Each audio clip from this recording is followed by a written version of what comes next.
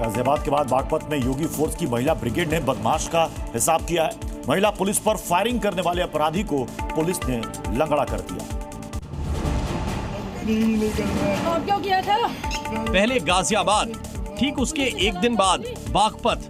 भले ही शहर अलग अलग हो, लेकिन योगी फोर्स की लेडी सिंघम का एक्शन जबरदस्त है।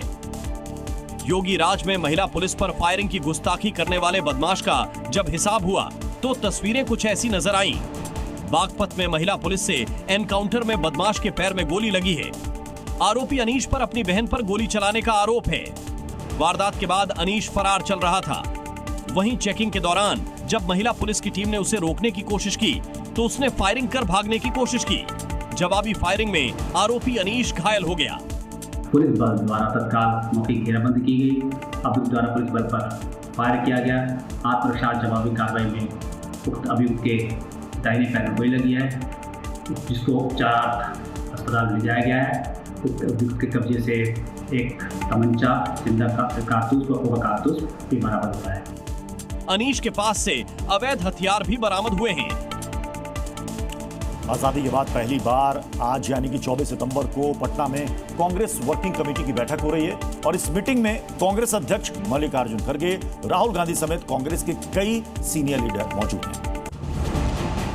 बिहार चुनाव से ठीक पहले कांग्रेस पटना में वर्किंग कमेटी की बैठक कर रही है। मल्लिकार्जुन खड़गे ने बैठक में कहा कि देश में वोट चोरी की साजिश हो रही है। खड़गे ने कहा कि वोटर अधिकार यात्रा की वजह से बिहार की जनता में इसके बारे जागरूकता फैली। वहीं बैठक में पूर्व सीएम भूपेश बघेल ने सरकार को घेरते हुए कहा कि किसानों की आय दोगुनी करने की बात कही गई थी, लेकिन ये सिर्फ जुमला बनकर रह गया है। बिहार विधानसभा चुनाव से पहले कांग्रेस पार्टी की इस बैठक को बेहद अहम माना जा रहा है।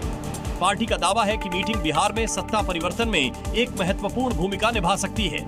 इस बैठक के जरिए बिहार चुनाव में कांग्रेस खुद को केंद्र में रखने की कोशिश करती नजर आएगी। कांग्रेस इस बड़ी बैठक के जरिए कार्यकर्ताओं में भी जान फूंकने की कोशिश करेगी। एमपी में गरबा आयोजनों में गैर हिंदुओं की एंट्री ना हो, इसके लिए हिंदू संगठन लगातार चेतावनी जारी कर रहे हैं। इसी बीच सीहोर में गरबा आयोजकों की तरफ से भी नए फरमान जारी किए जा रहे हैं। एमपी के शहर शहर हिंदू संगठन अपनी गाइडलाइन जारी कर रहे हैं। भोपाल में तो हिंदू संगठनों ने साफ कर दिया है कि गरबा आयोजनों में तिलक और कलावा पहनने वालों को एंट्री दी जाए। पंडालों के बाहर भगवान वराह की तस्वीर लगाई जाए। गैर हिंदू को पकड़कर पुलिस के हवाले कर रहे हैं। एक तरफ जहां हिंदू संगठन विधर्मियों के खिलाफ कमर कस चुके हैं, तो वहीं अब सीहोर में दुर्गा उत्सव समिति ने पोस्टर लगाकर नए फरमान जारी किए हैं, जिसमें दुर्गा पंडालों में लोगों से मर्यादित कपड़े पहनकर आने को कहा है।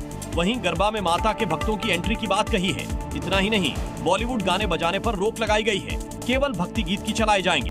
दिल्ली के वसंतकुंज इलाके में एक इंस्टीट्यूट में छात्राओं से यौन शोषण का मामला सामने आया है। Sharda institute of Indian management के पूर्व चीफ चैतन्यानंद पर छात्राओं से छेड़छाड़ करने का आरोप लगा है। नाम स्वामी चैतन्यानंद और आरोप छात्राओं से छेड़छाड़ का। मामला दिल्ली के वसंतकुंज के एक इंस्टीट्यूट का है, जहां की एक नहीं, दो नहीं, तीन नहीं, बल्कि 15 से ज्यादा छात्राओं ने चैतन्यानंद पर छेड़छाड़ का आरोप लगाया है। इतना ही नहीं, आरोपी बाबा के चोले में रहता था, लेकिन आलीशान जिंदगी जीता है। पुलिस ने आरोपी चैतन्यानंद की जो लग्जरी कार बरामद की है, उसमें फर्जी नंबर प्लेट लगा हुआ था। आरोपी के कार में यूएन का नंबर लगा हुआ था, जबकि जांच में पता चला है कि ये नंबर यूएन से जारी ही नहीं हुआ था। पुलिस ने आरोपी की कार को बरामद कर लिया है। इस मैनेजर बाबा पर आरोपों की फहरिस्त लंबी है। छात्राओं से यौन शोषण का आरोप है। इसके साथ ही गंदी भाषा के इस्तेमाल का भी आरोप लगा है। अश्लील मैसेज भेजने का आरोप इस बाबा पर है। 4 अगस्त को इस मामले में एफआईआर दर्ज की गई थी। वहीं शिकायत दर्ज होने के बाद आरोपी चैतन्यानंद फरार बताया जा रहा है। पुलिस उसकी तलाश कर रही है। जीएसटी 2.0 लागू होने के बाद सीएम योगी ने लखनऊ में कारोबारियों के साथ मुलाकात की। सीएम योगी ने कहा कि जीएसटी रिफॉर्म से यूपी के व्यापारियों और कस्टमर्स को सबसे ज्यादा फायदा हुआ है। कारोबारियों से मुलाकात के दौरान मुख्यमंत्री योगी ने कहा कि यूपी देश का सबसे बड़ा उपभोक्ता राज्य है और जीएसटी रिफॉर्म से यहां की अर्थव्यवस्था को विशेष मजबूती मिलेगी।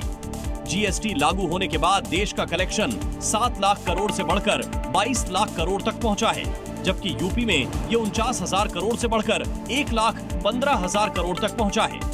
सीएम योगी ने कहा कि उपभोक्ताओं के मामले में देश का सबसे बड़ा राज्य होने के कारण जीएसटी रिफॉर्म का सबसे अधिक लाभ यूपी के कारोबारियों और कस्टमर को होगा।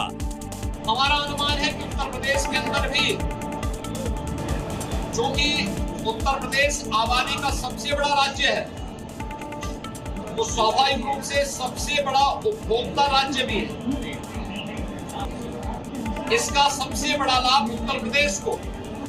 मुख्यमंत्री योगी आदित्यनाथ ने कहा कि जीएसटी के रिफॉर्म से बच्चों की पढ़ाई सस्ती हुई है, क्योंकि नोटबुक पेंसिल पर जीएसटी शून्य कर दिया गया है और ज्यादातर घरेलू सामान पर जीएसटी घटाकर 0 या 5% कर दिया गया है। त्योहारों के सीजन में ये बड़ा कदम उपभोक्ताओं के लिए राहत लेकर आया है। सीतापुर की सड़क में अतीक अहमद के डुप्लीकेट ने सबका ध्यान अपनी तरफ खींच लिया। अतीक के इस डुप्लीकेट का पहनावा भी बिल्कुल अतीक अहमद जैसा है।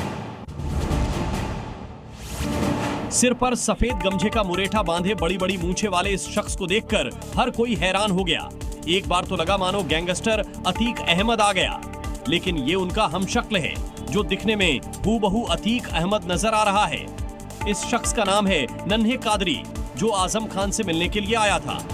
इस दौरान अतीक अहमद की कदकाठी और पहनावे को लेकर जब लोगों ने नन्हे कादरी से सवाल किया तो उसने बताया कि एक शक्ल को 2 लोग भी हो सकते हैं, लेकिन वो अतीक जैसा बिल्कुल नहीं है। मुजफ्फरपुर में बिहार विश्वविद्यालय के एग्जामिनेशन कंट्रोलर की दबंगई का एक वीडियो वायरल हो रहा है, जिसमें वो पीजी के एक छात्र का गला दबाते हुए नजर आ रहे हैं। परीक्षा समय में कराने की मांग की तो जवाब में एग्जामिनेशन कंट्रोलर ने गिरेबान पकड़ लिया। वीडियो बिहार के मुजफ्फरपुर का है, जहां बाबा साहब भीमराव अंबेडकर बिहार विश्वविद्यालय में छात्र परीक्षा में हो रही देरी के लिए परेशान थे। अपनी मांगों को लेकर वो एग्जामिनेशन कंट्रोलर के पास पहुंचे। इस दौरान दोनों तरफ से बहसबाजी के बाद एग्जामिनेशन कंट्रोलर अपना आपा खो बैठे और पीजी के एक छात्र का गला दबा दिया और धक्का देकर बाहर निकाल दिया। एग्जामिनेशन कंट्रोलर की इस दबंगई से छात्र काफी आहत हुआ है। छात्रों ने अपनी इस हरकत के लिए एग्जामिनेशन कंट्रोलर से माफी की मांग की है। गाजियाबाद में ढाबे का वीडियो वायरल हो रहा है, जिसमें एक युवक रोटी सेकते वक्त उस पर थूकता हुआ नजर आ रहा है। वायरल वीडियो में नजर आ रहा है कि ढाबे में एक युवक रोटी सेंक रहा है, लेकिन तभी वो कुछ ऐसा करता है कि जिससे लोगों का गुस्सा भड़का हुआ है। दरअसल तंदूर में रोटी डालने से पहले वो रोटी पर थूकता हुआ नजर आता है। ये वो एक बार नहीं करता, बल्कि कई बार वो तंदूर में डालने से पहले रोटी पर थूकता है। वीडियो विजय विहार के करीम होटल का बताया जा रहा है। फिलहाल पुलिस ने शिकायत के आधार पर मामला दर्ज कर लिया है। आरोपी युवक फरार बताया जा रहा है। हैरानी की बात यह है कि पिछले साल इसी होटल में ऐसी हरकत सामने आई थी।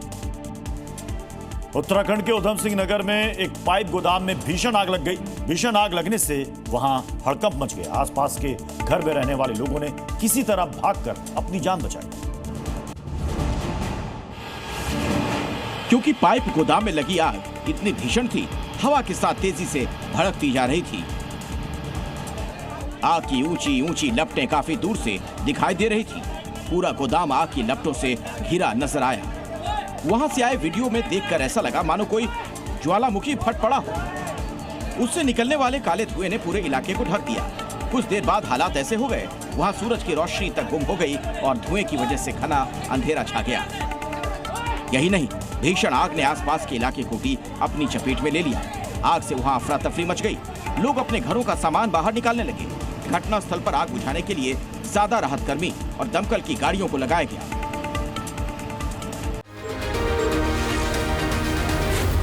Zee News.